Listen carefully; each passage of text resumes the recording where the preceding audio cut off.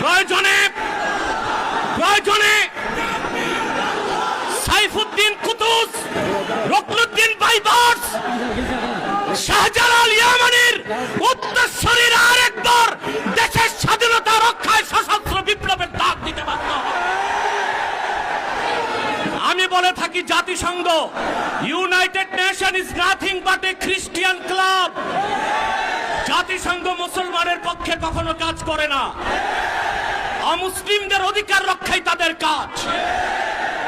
গাজাতে বছরের পর বছর নিরীহ মুসলমানকে হত্যা করা হচ্ছে, সেখানে মানবাধিকার কমিশন কেন না?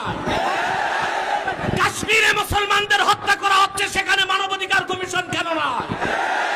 চায়নার উইগুরে মুসলমানদের হত্যা করা হচ্ছে, সেখানে মানবাধিকার কমিশন কেন না? জাতিসংঘ নিরপেক্ষ বা স্বাধীন কোনো সংস্থা নয়, বরং এটি পশ্চিমা রাজনৈতিক শক্তির প্রভাবাধীন সংস্থায় পরিণত হয়েছে বলে দাবি করেছে আফগানিস্তান। দেশটির মুখপাত্র মাওলানা জাবিহুল্লাহ মুজাহিদ জাতিসংঘের তীব্র সমালোচনা করে বলেন, জাতিসংঘের উচিত ছিল নিরপেক্ষ একটি প্রতিষ্ঠান হিসেবে কাজ করা, কিন্তু বর্তমানে এটি পশ্চিমা রাজনীতির এজেন্ডার অধীনে পরিচালিত হচ্ছে। জাতিসংঘের পক্ষে কেউ যদি জেনে শুনে অবস্থান নেয়, তার ঈমান থাকবে না।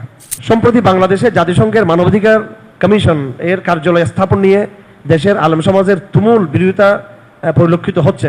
কিন্তু সম্প্রতি আপনার একটি বক্তব্যকে কেন্দ্র করে অনেকে এটা বলছেন যে আপনি এর পক্ষে অবস্থান নিয়েছেন। এই বিষয়ে আপনার কাছ থেকে আপনার অবস্থান জানতে চাই। জাযাকুমুল্লাহ। দেখেন, এই যে এখানে একটা মিথ্যা কথা বলা হয়েছে আমার সম্পর্কে, সেটা হলো আপনি এর পক্ষে অবস্থান নিয়েছেন। জাতিসংঘের পক্ষে কেউ যদি জেনে শুনে অবস্থান নেয়, তার ঈমান থাকবে না। তার কি থাকবে না? ঈমান থাকবে না।